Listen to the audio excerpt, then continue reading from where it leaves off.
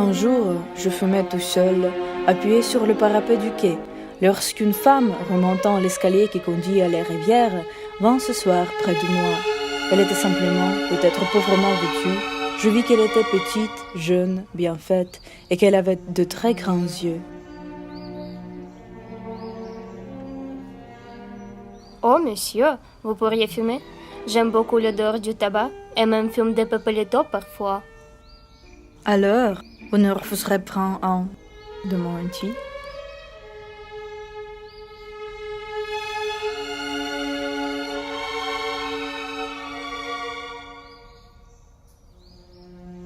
Mêlant nos fumées, nous causâmes si longtemps que nous nous trouvâmes presque seuls sur le quai.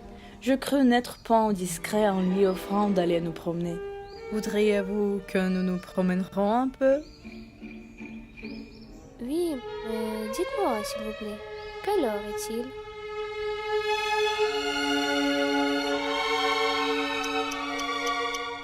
Quelles inventions ont chez vous, messieurs les étrangers? De quel pays êtes-vous, monsieur? Anglais, sans doute. Français est votre grand serviteur. Et vous, mademoiselle ou madame? Vous êtes probablement de Cordoue? Non! Vous êtes du moins andalouse? Il me semble le reconnaître à votre doux parler.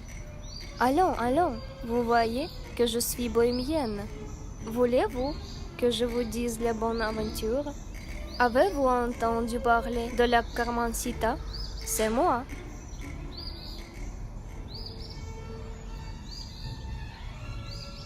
Tout en causant, nous nous promenions, et j'avais alors tout le loisir d'examiner ma gitana. Je doute fort que mademoiselle Carmen fût de race pure. Du moins, elle était infiniment plus jolie que toutes les femmes de sa nation que j'ai jamais rencontrées. Ses yeux étaient obliques, mais admirablement fendus. Ses lèvres un peu fortes, mais bien dessinées, en laissant voir des dents plus blanches que des amandes sans leur peau. C'était une beauté étrange et sauvage, une figure qui étonnait d'abord, mais qu'on ne pouvait oublier. Ses yeux surtout avaient une expression à la fois voluptueuse et farouche que je n'ai trouvée depuis en aucun regard humain. Œil de bohémienne, œil de loup, c'est une diction espagnole qui dévoile une bonne observation. Permettez-moi de vous accompagner à votre domicile, mademoiselle. D'accord, mais il est déjà tard. Pouvez-vous me dire quelle heure est-il? Encore une fois, s'il vous plaît.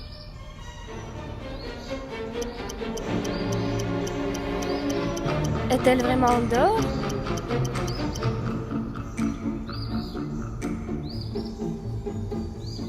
Quand nous nous remîmes en marche, la plupart des boutiques étaient fermées et les rues presque désertes.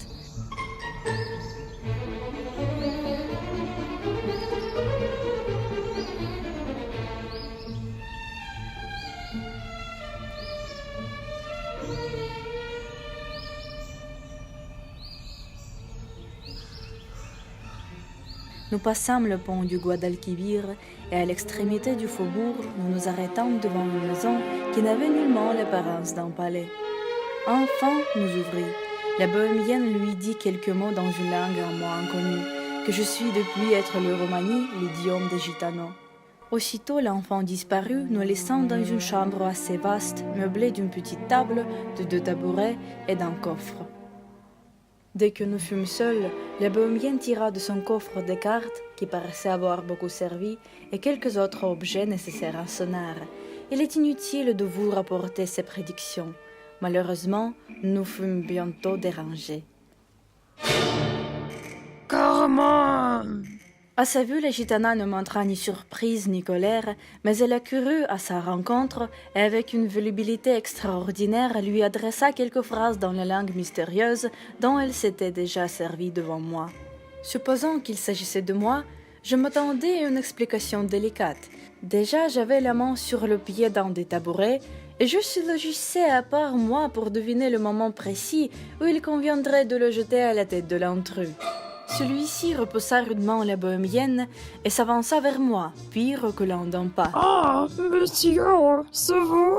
Ah, c'est vous, mon brave. » Vous avez interrompu mademoiselle au moment où elle m'annonçait des choses très intéressantes.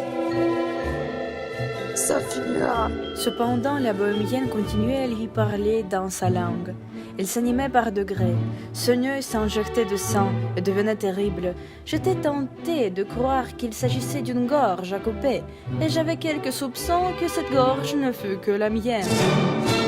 À tout ce torrent d'éloquence, Don José ne répondit que par 2 ou 3 mots prononcés d'un ton bref. Alors la bohémienne lui lança un regard de profond mépris. Puis, s'asseyant le turc dans un coin de la chambre, elle choisit un raisin et se mit à la manger. Don José me prit le bras, ouvrit la porte et me conduisit dans les rues.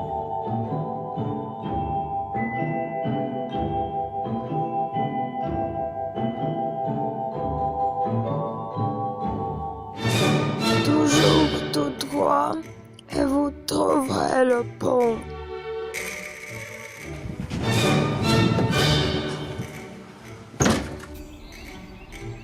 En revenant à mon auberge, je m'aperçus que ma montre me manquait.